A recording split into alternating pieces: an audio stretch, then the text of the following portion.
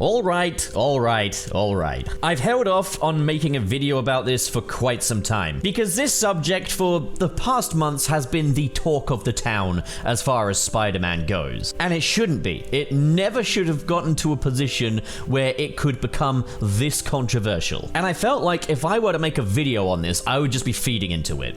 But it's clear that it's not going to die down, and I've got points to make which I'm not seeing anybody else making, so I'm gonna throw these out there in a bid to kind of, I guess, be productive. So, to Spider-Man fans, 18-year-old Gavin Konop is a very famous man. This guy went from the fandom's golden boy to a complete social pariah overnight. But let me back up. Who is Gavin Konop? Gavin Konop is a content creator and influencer, known both for like Twitter, YouTube, and Gavin is clearly a fan of Spider-Man comics. But he's also quite creative as well, as he makes these fan-made trailers for like a Spider-Man TV series. However, Gavin Konop would go on to fame when he launched the Indiegogo for his film Spider-Man Lotus, with the big draw being Lotus's incredibly faithful depiction of the Spider-Man suit. Spider-Man Lotus was looking to be this love letter to the 1960s and 70s eras of Spider-Man under Steve Ditko and John Romita. This faithful adaptation of various Spider-Man stories, teamed with the professionalism that went into the Spider-Man Lotus costume, clearly caught the imagination of Spider-Man fans everywhere, as the film managed to raise over $100,000, which was 5 times their original maximum stretch goal. And the film was shaping up. The cast looked the part, the trailers looked very legitimate, and as we've seen very recently, the special effects look sublime. This film got the recognition of Hollywood director John Watts and was making the rounds on the online news outlets as well. However, this fan film and Gavin Konop's reputation were completely demolished. In the summer of 2022, private direct messages revealing racial and neurodivergent slurs from both director Gavin Konop and the lead actor Warden Wayne were leaked, in an act of revenge from a young boy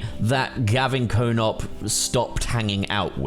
Yeah, this otherwise very professional looking production was looking pretty ugly behind the scenes. There were definitely times when things started to slip before this as well, with Konop not quite realizing the value of storyboard artists, but this was something that was apologized for and walked back. However, people were absolutely outraged, mostly by the use of a certain word beginning with the letter N. Now, am I going to tell anybody how to feel about the use of racial slurs? Am I going to tell anybody how to feel about use of the N-word? No. But I will put out some food for thought. I'm not going to tell anybody to forgive or tolerate the use of this word or these slurs or any of this mentality, but I am going to put out some food for thought. These messages dated back to the mid-2010s, and I'm gonna say this. Quote-unquote humor on the internet was pretty disgusting back in the mid-2010s. We're talking about this like it was, like, the 1980s. However, it cannot be understated just how much more common use of the N slur, the F slur, the R slur was back in the mid-2010s by very popular influencers who remain popular today. You f***ing One less lonely One less lonely If I kill you, I'll be part of the KKK. You know, saying the word. What a f***ing jeez, oh my god, what the Gavin and Warden would have been high schoolers at this time, and unfortunately, a lot of high schoolers will go out of their way to say edgy things for the sake of being edgy.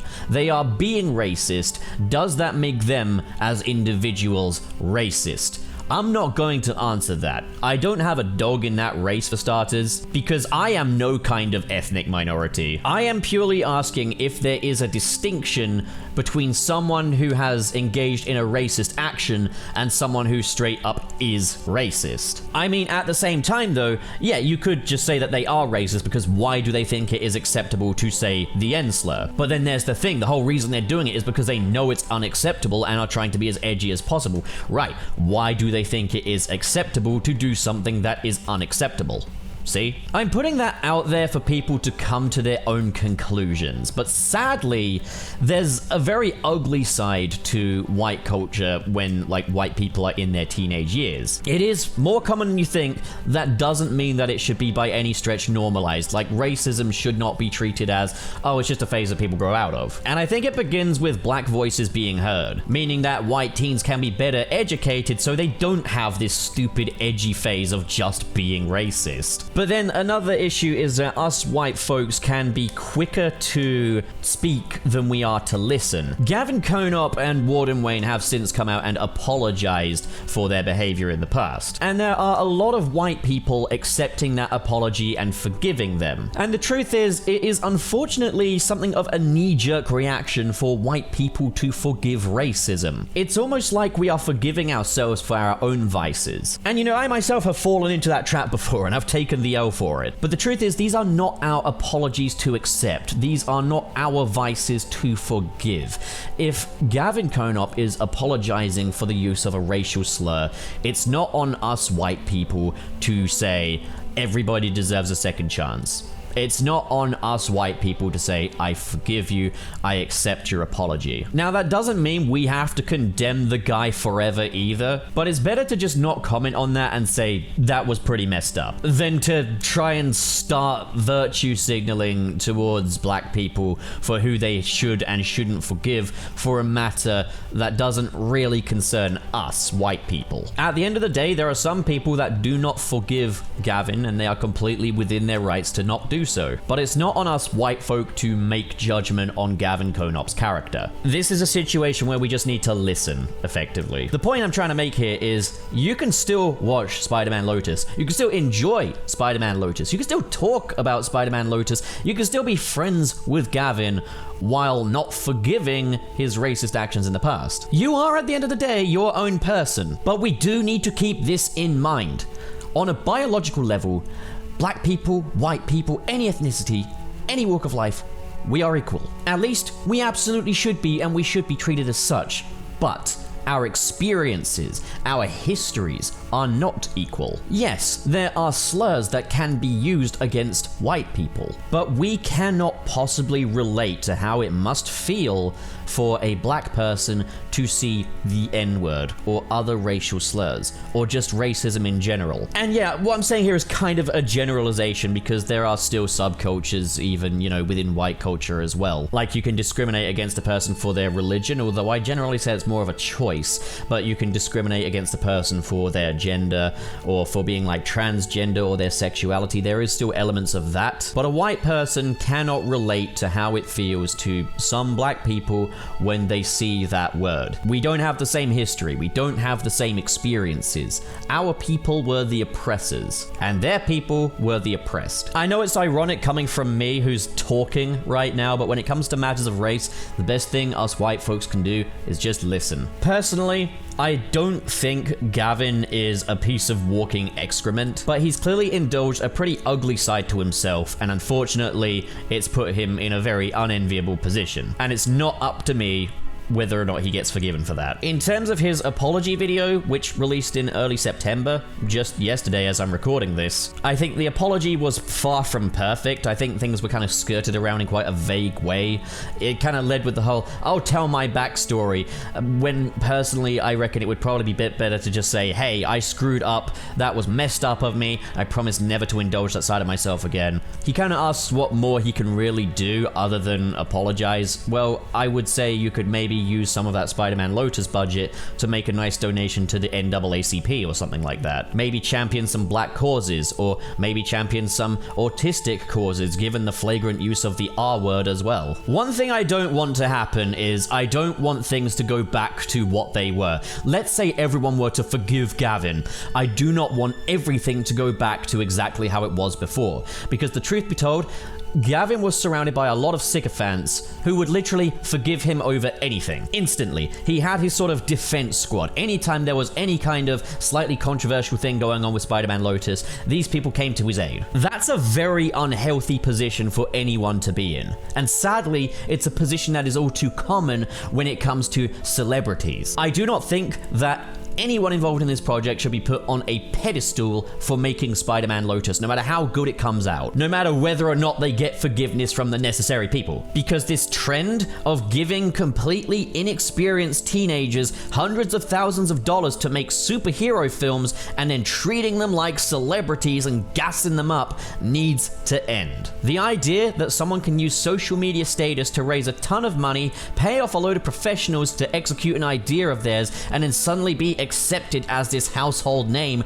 recognized by industry professionals, etc., yes, there might be creativity there. Yes, there might be talent there. Yes, there might be passion there. But it all becomes a big old pissing contest. Gavin Konop is a first-time filmmaker. Spider-Man Lotus is his first film. So when there were behind-the-scenes controversies, especially such as things like not paying storyboard artists and stuff like that, well, go figure, he doesn't understand the importance of it. He's admitted that himself. You gave someone that's never made a film before $100,000 to make a film. This is no way of discovering the next Hollywood greats. Let me be real here.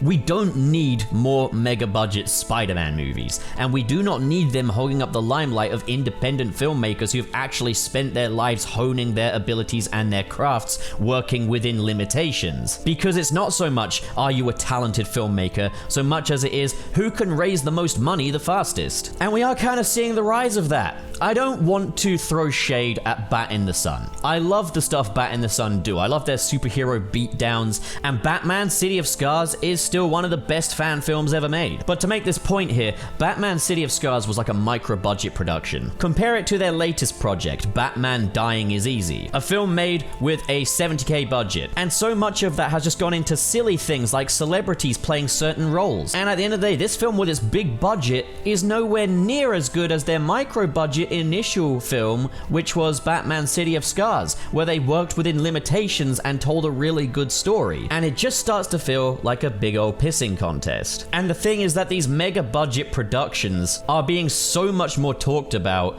than people that are just making films out of their own pocket, because they look more like Hollywood productions. Personally, I prefer fan films that are made out of people's own pockets. I don't think we should throw this much money at first-time filmmakers making fan films. Obviously, Bat in the Sun weren't first-time filmmakers, but in the case of Gavin, I think a filmmaker needs to learn their craft working within limitations. They need to earn those bigger budgets so we can see who they are as filmmakers. Fan films that inspire me are the ones that are made out of pocket because it looks like, hey, that's something maybe I could do. I could do something like that. Like the fan films that made me want to make Spider-Man fan films were the ones by, say, Michael and Amarato of Tough Cookie Media, like The Marvelous Spider-Man. And of course, Spider-Man Lost Cause, which is still like one of the most iconic, most well-known Spider-Man fan films to this day, partly because it's a homemade film and it looks like a homemade film. And Joey Lever's signature is all over that film. And since then, he's gone on to more professional stuff, and you can still feel that energy that he brought to Spider-Man Lost Cause. I'm not completely against fan films having little budgets.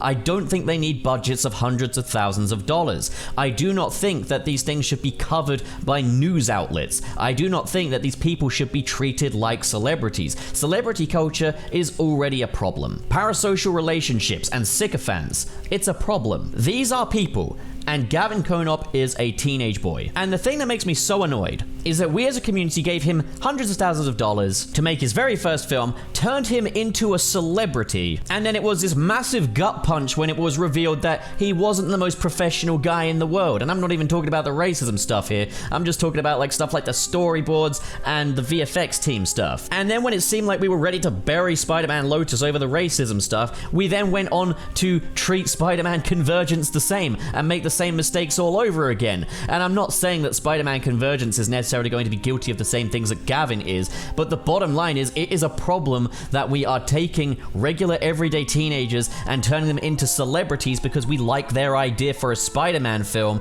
of which we already have like 7 Spider-Man films. That's off the top of my head. I don't know if it's 7. I think it might even be more than that. The problem is that this celebrity status of Gavin Konop is leaking onto other fan films as well. People are just comparing fan films to, say, Spider-Man Lotus, going to zero budget fan films and be like, oh, this is the fake Spider-Man Lotus or something like that. My buddy Joey, who made Spider-Man Lost Cause and Spider-Man Another World, has had people saying, oh, is this the racist Spider-Man film? I don't know if I should trust Spider-Man fan films anymore because of the racism.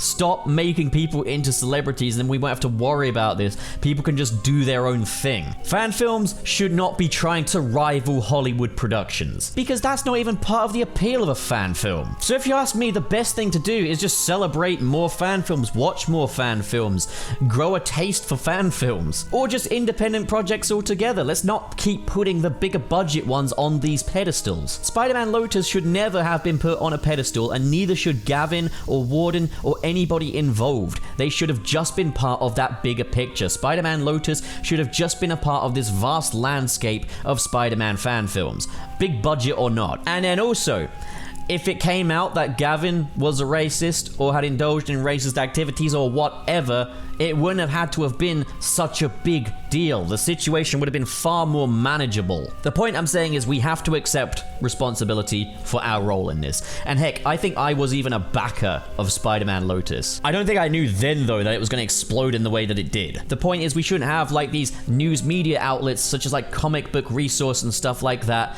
reaching out for comments from 18-year-olds regarding a racism controversy. What the hell has happened here? I love Spider-Man fan films. I made a couple of my own, and they're kind of hot trash. They're kind of terrible. I definitely, I was working within limitations, and even then, I think I didn't do a very good job. And it just makes me sad to see the reputation of, like, fan filmmakers just drag through the mud because we decided to make one particular individual into a celebrity, and now that's had a ripple effect affecting all other hobbyists. It makes me sad to see that we are now expecting fan films to rival the Hollywood ones in some way, and that we're always seeing comments comparing them to the Hollywood productions. It is killing the rawest form of creativity, and that is the passion of a fan or a hobbyist or an independent filmmaker. And you know what I'm saying here is neither for or against Gavin. I'm just saying we need to accept responsibility for our part in all this, because if we did, I think the situation would have been a whole lot easier for him as well. So those are my thoughts. That's my frustrations. I don't intend on doing any more on this. When it comes to Spider-Man Lotus stuff, I'm signing off. Now, obviously, earlier on, I did get into the matter of racism, and, well, I'm not the best person to talk to you about racism. So if I got anything wrong there, or if I've come off as a dick, or if I've accidentally become racist, let me know in the comments below, call my ass out. And if someone does, don't immediately jump to my defense, because when it comes to that comment section below, I'm here to listen. I've done my talking now. I'm here to listen. Roll outro. I say, you've made it to the end of the video! Congrats. No, but seriously, thanks a bunch for watching. And just now, I'll be extending a special thanks to the patrons in the $10 tier, who are the amazing Adam Myers, the courageous Ken K, the legendary Ray Ray, the magnificent Mr. SP, and the super Sergio. What an amazing and generous bunch of people. Thank you guys so much for your support. And if you want to join the ranks of these amazing people right here, the link to my Patreon is in the description below. Guys, these are not the easiest times in the world financially, so every little bit you folks are donating is doing wonders. I really would love to be able to do YouTube as a proper fully fledged career someday. It might just be a pipe dream, but maybe you guys can prove some people wrong. But of course, if donations aren't your thing, then, well, it means plenty to me that you just hit that cute little subscribe button over there. I didn't mean hit that way. Well, that's me done for the day. Thanks a whole bunch for your support, and have a fantastic day. I'm gonna see you so soon.